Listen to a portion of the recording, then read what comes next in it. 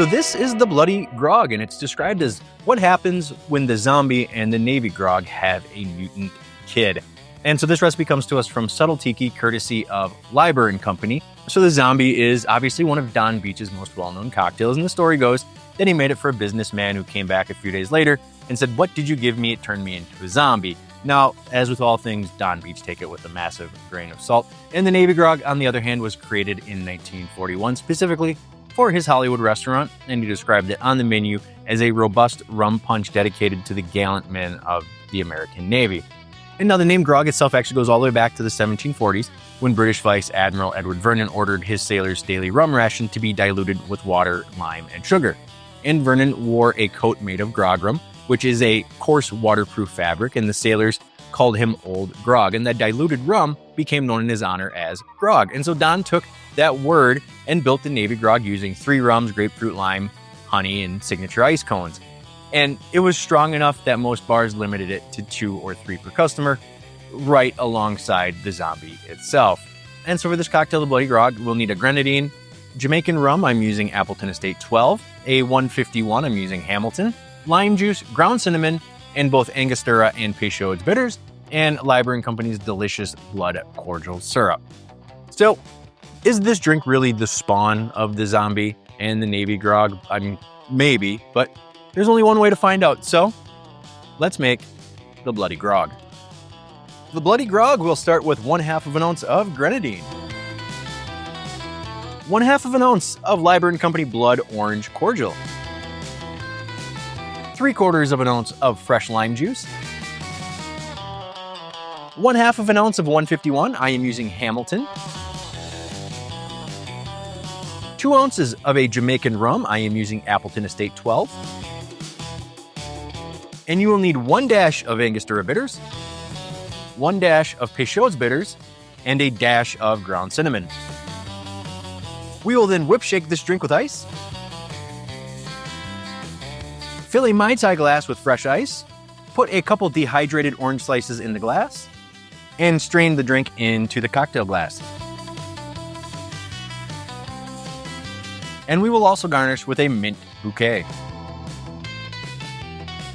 And that, my friends, is how you make the Bloody Grog.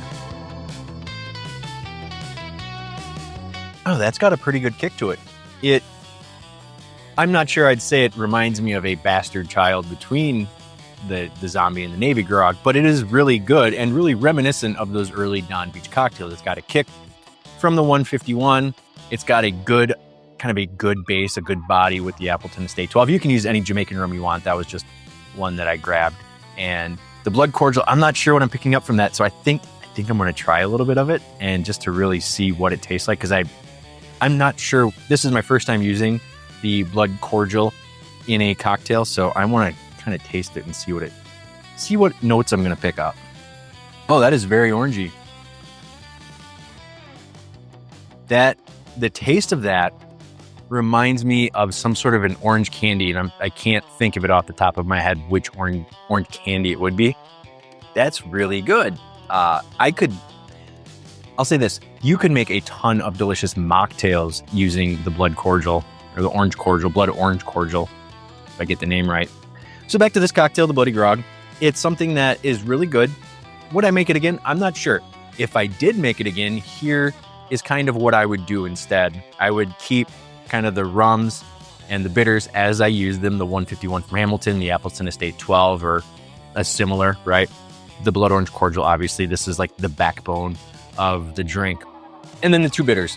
What I would do instead of the ground cinnamon, I would probably throw in like a 1/2 ounce of cinnamon syrup.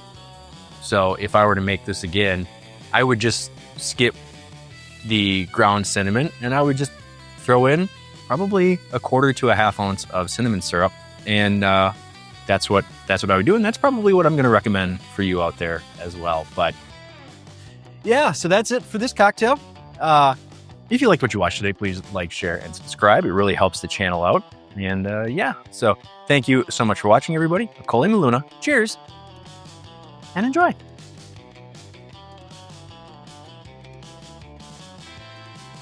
It's a little bit like a zombie, not a lot like a Navy Grog. It reminds me or I think it is like an orangey riff on a Donga Punch. Try this drink. Let me know in the comments if you agree with me on that, but that's what I think it reminds me of. So it's a good drink. Try it. Trust me.